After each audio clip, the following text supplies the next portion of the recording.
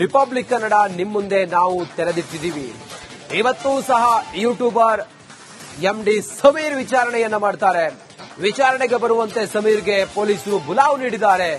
AI ವಿಡಿಯೋವನ್ನ ಬಳಸಿಕೊಂಡು ಈತ ಧರ್ಮಸ್ಥಳದ ವಿರುದ್ಧ ಅಪಪ್ರಚಾರವನ್ನ ಮಾಡಿದ್ದಾನೆ ಅನ್ನೋದರ ಬಗ್ಗೆ ಎಲ್ಲಾ ಸಾಕ್ಷಿಗಳು ಸಿಕ್ಕಿದ್ದಾವೆ. ಹೀಗಾಗಿ ಆತ ಬಳಸಿದ್ದ ಸಿಸ್ಟಮ್ ಮೊಬೈಲ್ ಅನ್ನ ಸೀಸ್ ಮಾಡುವಂತ ಸಾಧ್ಯತೆ ಇದೆ. ಡಿವೈಸ್ ಮೊಬೈಲ್ ತರಲು ಪೊಲೀಸರು ಸೂಚಿಸಿದ್ದಾರೆ.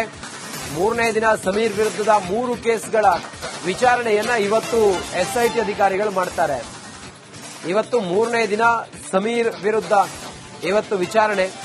ಎಸ್ಐಟಿ ಅಧಿಕಾರಿಗಳು ಇವತ್ತು ಸಮೀರ್ನಿಗೆ ನಿರಂತರವಾಗಿ ಪ್ರಶ್ನೆ ಮೇಲೆ ಪ್ರಶ್ನೆ ಮಾಡ್ತಾರೆ. ಆತ ಬಳಸಿದಂತ ಎಐ ವಿಡಿಯೋದ ಕೆಲವು ಡಿವೈಸ್ಗಳಾಗಿರ್ಬೋದು ಅಥವಾ ಲ್ಯಾಪ್ಟಾಪ್ ಆಗಿರ್ಬೋದು, ಇದೆಲ್ಲವನ್ನು ಕೂಡ ಇವತ್ತು ತರೋದಕ್ಕೆ ಹೇಳಿದ್ದಾರೆ. ಆ ಸಂಬಂಧ ಇವತ್ತು ಆತನನ್ನ ವಿಚಾರಣೆ ಮಾಡ್ತಾರೆ. ಸದ್ಯಕ್ಕೆ ಆತನ ವಿಚಾರಣೆಯಲ್ಲಿ ಆತ ನಿಜವಾಗಿಯೂ ಕೂಡ ಷಡ್ಯಂತ್ರವನ್ನ ಮಾಡಿರೋದು ಹೌದಾಗಿದ್ರೆ ಷಡ್ಯಂತ್ರದ ಎಲ್ಲಾ ಭಾಗವೂ ಕೂಡ ತೆರೆದುಕೊಳ್ಳುತ್ತೆ.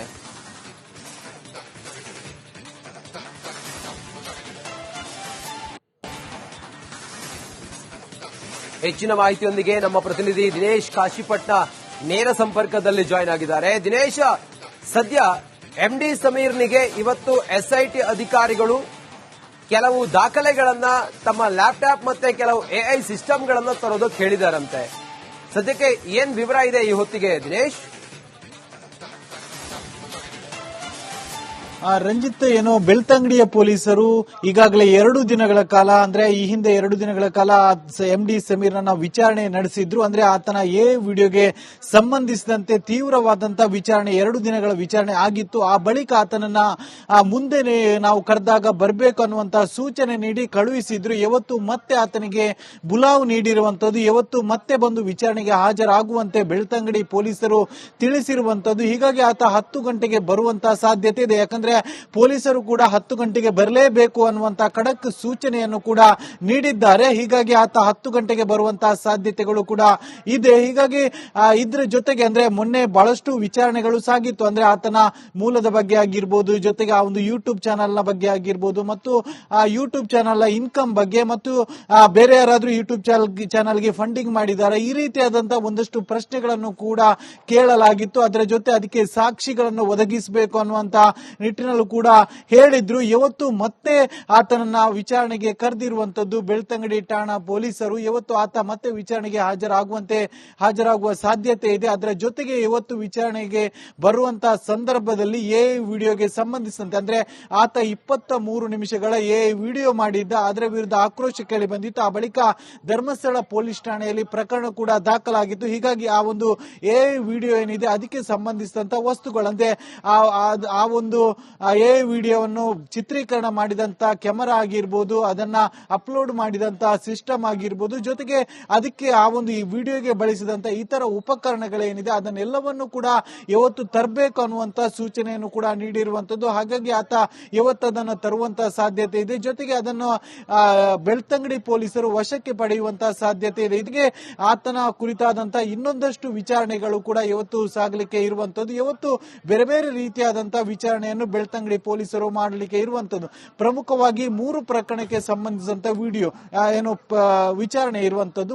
ಒಂದು ಪ್ರಕರಣ ಏನಂದ್ರೆ ಅದೊಂದು ಎಐ ವಿಡಿಯೋ ಏನಿತ್ತಲ್ಲ ಅದಕ್ಕೆ ಸಂಬಂಧಿಸಿದಂತ ವಿಚಾರಣೆ. ಜೊತೆಗೆ ಮತ್ತೊಂದು ಬೆನಕ ಹಾಸ್ಪಿಟಲ್ ನಲ್ಲಿ ನಡೆದಂತ ಒಂದು ಗಲಾಟೆಗೆ ಸಂಬಂಧಿಸಿದಂತ ವಿಚಾರಣೆ. ಜೊತೆಗೆ ಖಾಸಗಿ ಚಾನೆಲ್ ನ ಕೆಮರಾಮನ್ ಮತ್ತು ವರದಿಗಾರನಿಗೆ ಹಲ್ಲೆ ನಡೆಸಿದಂತ ವಿಚಾರವಾಗಿ ಕೂಡ ಆತನ ಮೇಲೆ ಪ್ರಕರಣ ದಾಖಲಾಗಿರುವಂತದ್ದು. ಹೀಗಾಗಿ 3 ಪ್ರಕರಣಗಳಿಗೆ ಸಂಬಂಧಿಸಿದಂತೆ ವಿಚಾರಣೆ ಇವತ್ತು ಕೂಡ ಮುಂದುವರಿಲಿರುವಂತದ್ದು. ಇನ್ನೇನು 10 ಗಂಟೆ ಸುಮಾರಿಗೆ ಆತ ಬೆಳ್ತಂಗಡಿ ಪೊಲೀಸ್ ಠಾಣೆಗೆ ಹಾಜರಾಗುವಂತಹ ಎಲ್ಲ ಸಾಧ್ಯತೆಗಳು ಇರುವಂತದ್ದು. ರಂಜಿತ್, ದಿನೇಶ, ಭಾರಿ ಪ್ರಮುಖವಾಗಿ ಈಗ ಈ ಎಸ್ಐಟಿ ಮುಂದೆ ಚಿನ್ನಯ್ಯ ಹೇಳಿದಂತ ವಿಚಾರಗಳಿದೆಯಲ್ಲ, ಇದನ್ನೆಲ್ಲ ನೋಡಿದಾಗ ಈ ಚಿನ್ನಯ್ಯನನ್ನ ಬಲಿಪಶು ಮಾಡಿದ್ರ ಈ ಬುರುಡೆ ಗ್ಯಾಂಗ್ ಅನ್ನುವ ಅನುಮಾನವೂ ಕೂಡ ಕಾಣಿಸ್ತಾ ಇದೆ. ಈ ಸಂಬಂಧ ಎಸ್ಐಟಿ ಅಧಿಕಾರಿಗಳು ಏನೇನ್ ಮಾಹಿತಿಗಳನ್ನ ಕಲೆ ಹಾಕಿದ್ದಾರೆ, ಈ ಬುರುಡೆ ಗ್ಯಾಂಗ್ ಚಿನ್ನಯ್ಯನನ್ನ ಹೇಗೆ ಬಲಿಪಶು ಮಾಡಿದೆ ಇದರಲ್ಲಿ ದಿನೇಶ್? ಹೌದು, ಈ ರೀತಿಯಾದಂತಹ ಸುದ್ದಿಗಳು ಇರುವಂತದ್ದು. ಅಂದ್ರೆ ಅವರ ನಡುವೆ ಒಂದಷ್ಟು ಮನಸ್ತಾಪಗಳು ಈಗ ಹುಟ್ಟಿಕೊಂಡಿರುವಂತದ್ದು. ಚಿನ್ನಯ್ಯ ಮತ್ತು ಆ ಒಂದು ತಂಡ ಏನಿದೆ ಅದರ ನಡುವೆ ಒಂದಷ್ಟು ಮನಸ್ತಾಪಗಳು ಇರುವಂತದ್ದು. ಈ ಕುರಿತು ಏನು SIT ಕೂಡ ತನಿಖೆ ಮಾಡ್ತಾ ಇದೆ. ಪ್ರಮುಖವಾಗಿ ಮೊನ್ನೆ ಆತನಿಗೆ ಆಶ್ರಯ ನೀಡಿದಂತ 2 ಮನೆಗಳು, ಪ್ರಮುಖವಾಗಿ ಮಹೇಶ್ ಶೆಟ್ಟಿ ತಿಮರೋಡಿ ಮತ್ತು ಅವರ ಸಹೋದರ ಮೋಹನ್ ಶೆಟ್ಟಿ ಅವರ ಮನೆಯಲ್ಲಿ ತಲಾಶ್ ಮಾಡಲಾಗಿತ್ತು. ಅಲ್ಲಿ ಒಂದಷ್ಟು ವಸ್ತುಗಳನ್ನು ಕೂಡ SIT ವಶಕ್ಕೆ ಪಡೆದಿತ್ತು. ಅದನ್ನ ಈಗಾಗಲೇ ಪರಿಶೀಲನೆಯನ್ನು ಕೂಡ ಮಾಡ್ತಾ ಇರುವಂತದ್ದು. 2 ಮೊಬೈಲ್ಗಳನ್ನ ವಶಕ್ಕೆ ಪಡೆದಿತ್ತು. ಚಿನ್ನಯ್ಯನಿಗೆ ಸಂಬಂಧಿಸಿದಂತ ಒಂದು ಆಂಡ್ರಾಯ್ಡ್ ಮೊಬೈಲ್ ಆದ್ರೆ ಮತ್ತೊಂದು ಕೀಪ್ಯಾಡ್ ಮೊಬೈಲ್, ಎರಡನ್ನೂ ಕೂಡ ವಶಕ್ಕೆ ಪಡೆದಿತ್ತು. ಅದರ ಪರಿಶೀಲನೆ ಕೂಡ ನಡೀತಾ ಇರುವಂತದ್ದು. ಇದರ ಜೊತೆಗೆ ಮುಂದಿನ ದಿನಗಳಲ್ಲಿ ಅಂದ್ರೆ ಆತನಿಗೆ ಆಶ್ರಯ ನೀಡಿದವರಾಗಿರ್ಬೋದು, ಆತನಿಗೆ ಹಿಂದೆ ನಿಂತ್ಕೊಂಡು ಸಹಕಾರ ಕೊಟ್ಟವರಂತಾಗಿರ್ಬೋದು, ಇವರೆಲ್ಲರಿಗೂ ಕೂಡ ನೋಟಿಸ್ ನೀಡಿ ಮುಂದಿನ ದಿನಗಳಲ್ಲಿ ವಿಚಾರಣೆಗೆ ಕರೆಯುವಂತ ಸಾಧ್ಯತೆ ಇದೆ. ಈಗ ಸದ್ಯ ಸುಜಾತಾ ಭಟ್ ಅವರ ಮತ್ತು ಚಿನ್ನಯ್ಯನ ವಿಚಾರಣೆ ನಡೀತಾ ಇದೆ. ಮುಂದಿನ ದಿನಗಳಲ್ಲಿ ಆತನಿಗೆ ಆಶ್ರಯ ಕೊಟ್ಟವರು, ಆತನಿಗೆ ಸಹಕಾರ ಮಾಡಿದವರು, ಇವರಿಗೂ ಕೂಡ ನೋಟಿಸು ನೀಡಿ ಅವರನ್ನು ಕೂಡ ವಿಚಾರಣೆಗೆ ಕರೆಯುವಂತಹ ಸಾಧ್ಯತೆ ಇದೆ. ಇದರ ಜೊತೆಗೆ ಚಿನ್ನಯ್ಯನನ್ನು ಈ ರೀತಿಯಾಗಿ ಬಲಿಪಶು ಮಾಡಿದ್ರು ಅನ್ನುವಂತ ಮಾತುಗಳು ಕೂಡ ಕೇಳಿ ಬರ್ತಾ ಇದೆ. ಯಾಕಂದ್ರೆ ಆರಂಭದಲ್ಲಿ ಚಿನ್ನಯ್ಯನಿಗೆ ಆಶ್ರಯ ಕೊಟ್ಟರು, ಆದ್ರೆ ಆ ಬಳಿಕ ನಂತರದಲ್ಲಿ ಯಾವುದೇ ರೀತಿಯಾದಂತಹ ಮೂಳೆಗಳು ಮತ್ತು ಬುಡೆ ಪೀಸ್ಗಳು ಸಿಗದೇ ಇರುವಂತಹ ಸಂದರ್ಭದಲ್ಲಿ ಆತನನ್ನು ಒಬ್ಬಂಟಿಯಾಗಿ ಮಾಡಿದ್ರು ಅನ್ನುವಂತ ಮಾತುಗಳು ಕೂಡ ಸದ್ಯ ಕೇಳಿ ಬರ್ತಾ ಇರುವಂತದ್ದು. ರಂಜಿತ್, ಓಕೆ, ಥ್ಯಾಂಕ್ ಯು ನಿಮ್ಮೆಲ್ಲ ಮಾಹಿತಿಗಾಗಿ ದಿನೇಶ್. ರಿಪಬ್ಲಿಕ್ ಕನ್ನಡ ನಿಮ್ ಮುಂದೆ ನಾವು ತೆರೆದಿಟ್ಟಿದ್ದೀವಿ. ಇವತ್ತೂ ಸಹ ಯೂಟ್ಯೂಬರ್ MD ಸಮೀರ್ ವಿಚಾರಣೆಯನ್ನ ಮಾಡ್ತಾರೆ. ವಿಚಾರಣೆಗೆ ಬರುವಂತೆ ಸಮೀರ್ಗೆ ಪೊಲೀಸರು ಬುಲಾವ್ ನೀಡಿದ್ದಾರೆ. AI ವಿಡಿಯೋವನ್ನ ಬಳಸಿಕೊಂಡು ಈತ ಧರ್ಮಸ್ಥಳದ ವಿರುದ್ಧ ಅಪಪ್ರಚಾರವನ್ನ ಮಾಡಿದ್ದಾನೆ ಅನ್ನೋದರ ಬಗ್ಗೆ ಎಲ್ಲಾ ಸಾಕ್ಷಿಗಳು ಸಿಕ್ಕಿದ್ದಾವೆ. ಹೀಗಾಗಿ ಆತ ಬಳಸಿದ್ದ ಸಿಸ್ಟಮ್ ಮೊಬೈಲ್ ಅನ್ನ ಸೀಸ್ ಮಾಡುವಂತ ಸಾಧ್ಯತೆ ಇದೆ. ಡಿವೈಸ್ ಮೊಬೈಲ್ ತರಲು ಪೊಲೀಸರು ಸೂಚಿಸಿದ್ದಾರೆ. 3ನೇ ದಿನ ಸಮೀರ್ ವಿರುದ್ಧದ 3 ಕೇಸ್ಗಳ ವಿಚಾರಣೆಯನ್ನ ಇವತ್ತು SIT ಅಧಿಕಾರಿಗಳು ಮಾಡ್ತಾರೆ. ಇವತ್ತು 3ನೇ ದಿನ ಸಮೀರ್ ವಿರುದ್ಧ ಇವತ್ತು ವಿಚಾರಣೆ. SIT ಅಧಿಕಾರಿಗಳು ಇವತ್ತು ಸಮೀರ್ನಿಗೆ ನಿರಂತರವಾಗಿ ಪ್ರಶ್ನೆ ಮೇಲೆ ಪ್ರಶ್ನೆ ಮಾಡ್ತಾರೆ. ಆತ ಬಳಸಿದಂತ AI ವಿಡಿಯೋದ ಕೆಲವು ಡಿವೈಸ್ಗಳಾಗಿರ್ಬೋದು ಅಥವಾ ಲ್ಯಾಪ್ಟಾಪ್ ಆಗಿರ್ಬೋದು, ಇದೆಲ್ಲವನ್ನು ಕೂಡ ಇವತ್ತು ತರೋದಕ್ಕೆ ಹೇಳಿದ್ದಾರೆ. ಆ ಸಂಬಂಧ ಇವತ್ತು ಆತನನ್ನ ವಿಚಾರಣೆ ಮಾಡ್ತಾರೆ.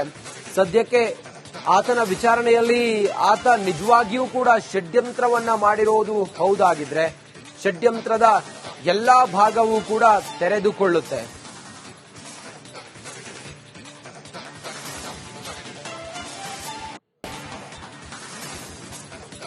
ಹೆಚ್ಚಿನ ಮಾಹಿತಿಯೊಂದಿಗೆ ನಮ್ಮ ಪ್ರತಿನಿಧಿ ದಿನೇಶ್ ಕಾಶಿಪಟ್ನ ನೇರ ಸಂಪರ್ಕದಲ್ಲಿ ಜಾಯ್ನ್ ಆಗಿದ್ದಾರೆ. ದಿನೇಶ್, ಸದ್ಯ MD ಸಮೀರ್ನಿಗೆ ಇವತ್ತು SIT ಅಧಿಕಾರಿಗಳು ಕೆಲವು ದಾಖಲೆಗಳನ್ನ, ತಮ್ಮ ಲ್ಯಾಪ್ಟಾಪ್ ಮತ್ತೆ ಕೆಲವು AI ಸಿಸ್ಟಮ್ಗಳನ್ನ ತರೋದಕ್ಕೆ ಹೇಳಿದಾರಂತೆ.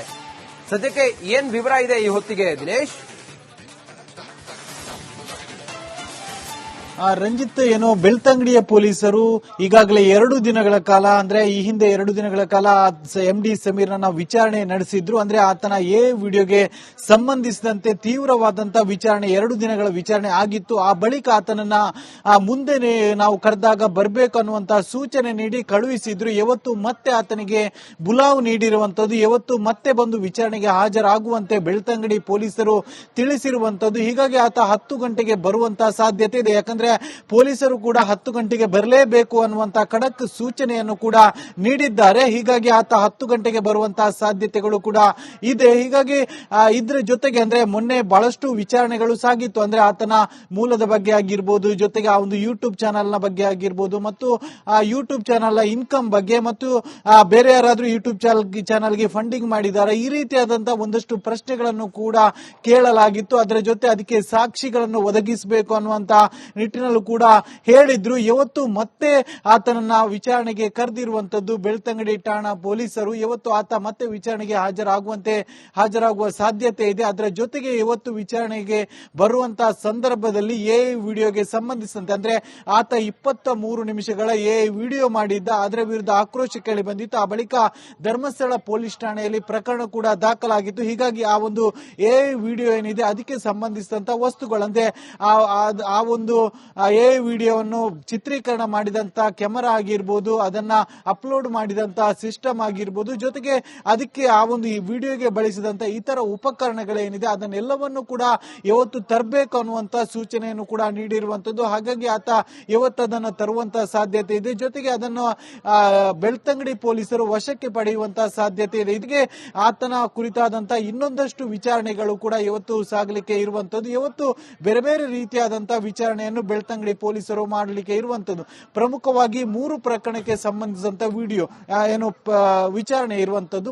ಒಂದು ಪ್ರಕರಣ ಏನಂದ್ರೆ ಅದೊಂದು ಎಐ ವಿಡಿಯೋ ಏನಿತ್ತಲ್ಲ ಅದಕ್ಕೆ ಸಂಬಂಧಿಸಿದಂತ ವಿಚಾರಣೆ. ಜೊತೆಗೆ ಮತ್ತೊಂದು ಬೆನಕ ಹಾಸ್ಪಿಟಲ್ ನಲ್ಲಿ ನಡೆದಂತ ಒಂದು ಗಲಾಟೆಗೆ ಸಂಬಂಧಿಸಿದಂತ ವಿಚಾರಣೆ. ಜೊತೆಗೆ ಖಾಸಗಿ ಚಾನೆಲ್ ನ ಕೆಮರಾಮನ್ ಮತ್ತು ವರದಿಗಾರನಿಗೆ ಹಲ್ಲೆ ನಡೆಸಿದಂತ ವಿಚಾರವಾಗಿ ಕೂಡ ಆತನ ಮೇಲೆ ಪ್ರಕರಣ ದಾಖಲಾಗಿರುವಂತದ್ದು. ಹೀಗಾಗಿ 3 ಪ್ರಕರಣಗಳಿಗೆ ಸಂಬಂಧಿಸಿದಂತೆ ವಿಚಾರಣೆ ಯಾವತ್ತೂ ಕೂಡ ಮುಂದುವರಿಲಿರುವಂತದ್ದು. ಇನ್ನೇನು 10 ಗಂಟೆ ಸುಮಾರಿಗೆ ಆತ ಬೆಳ್ತಂಗಡಿ ಪೊಲೀಸ್ ಠಾಣೆಗೆ ಹಾಜರಾಗುವಂತ ಎಲ್ಲ ಸಾಧ್ಯತೆಗಳು ಇರುವಂತದ್ದು. ರಂಜಿತ್, ದಿನೇಶ, ಭಾರಿ ಪ್ರಮುಖವಾಗಿ ಈಗ ಈ ಎಸ್ಐಟಿ ಮುಂದೆ ಚಿನ್ನಯ್ಯ ಹೇಳಿದಂತ ವಿಚಾರಗಳಿದೆಯಲ್ಲ, ಇದನ್ನೆಲ್ಲ ನೋಡಿದಾಗ ಈ ಚಿನ್ನಯ್ಯನನ್ನ ಬಲಿಪಶು ಮಾಡಿದ್ರ ಈ ಬುರುಡೆ ಗ್ಯಾಂಗ್ ಅನ್ನುವ ಅನುಮಾನವೂ ಕೂಡ ಕಾಣಿಸ್ತಾ ಇದೆ. ಈ ಸಂಬಂಧ ಎಸ್ಐಟಿ ಅಧಿಕಾರಿಗಳು ಏನೇನ್ ಮಾಹಿತಿಗಳನ್ನ ಕಲೆ ಹಾಕಿದ್ದಾರೆ, ಈ ಬುರುಡೆ ಗ್ಯಾಂಗ್ ಚಿನ್ನಯ್ಯನನ್ನ ಹೇಗೆ ಬಲಿಪಶು ಮಾಡಿದೆ ಇದರಲ್ಲಿ ದಿನೇಶ್? ಹೌದು, ಈ ರೀತಿಯಾದಂತಹ ಸುದ್ದಿಗಳು ಇರುವಂತದ್ದು. ಅಂದ್ರೆ ಅವರ ನಡುವೆ ಒಂದಷ್ಟು ಮನಸ್ತಾಪಗಳು ಈಗ ಹುಟ್ಟಿಕೊಂಡಿರುವಂತದ್ದು. ಚಿನ್ನಯ್ಯ ಮತ್ತು ಆ ಒಂದು ತಂಡ ಏನಿದೆ ಅದರ ನಡುವೆ ಒಂದಷ್ಟು ಮನಸ್ತಾಪಗಳು ಇರುವಂತದ್ದು.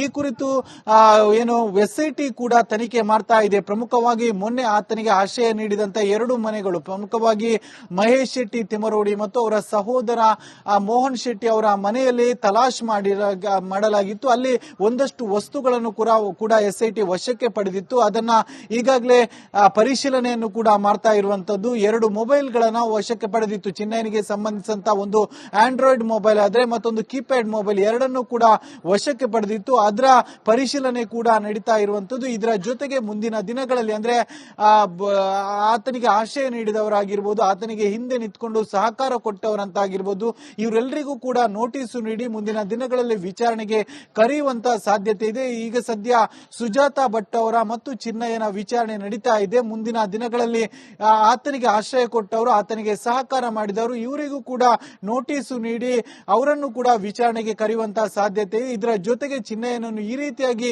ಬಲಿಪಶು ಮಾಡಿದ್ರು ಅನ್ನುವಂತ ಮಾತುಗಳು ಕೂಡ ಕೇಳಿ ಬರ್ತಾ ಇದೆ. ಯಾಕಂದ್ರೆ ಆರಂಭದಲ್ಲಿ ಚಿನ್ನಯ್ಯನಿಗೆ ಆಶ್ರಯ ಕೊಟ್ಟರು, ಆದ್ರೆ ಆ ಬಳಿಕ ನಂತರದಲ್ಲಿ ಯಾವುದೇ ರೀತಿಯಾದಂತಹ ಮೂಳೆಗಳು ಮತ್ತು ಬುರುಡೆ ಪೀಸ್ಗಳು ಸಿಗದೇ ಇರುವಂತಹ ಸಂದರ್ಭದಲ್ಲಿ ಆತನನ್ನು ಒಬ್ಬಂಟಿಯಾಗಿ ಮಾಡಿದ್ರು ಅನ್ನುವಂತಹ ಮಾತುಗಳು ಕೂಡ ಸದ್ಯ ಕೇಳಿ ಬರ್ತಾ ಇರುವಂತದ್ದು. ರಂಜಿತ್, ಓಕೆ, ಥ್ಯಾಂಕ್ ಯು ನಿಮ್ಮೆಲ್ಲ ಮಾಹಿತಿಗಾಗಿ ದಿನೇಶ್.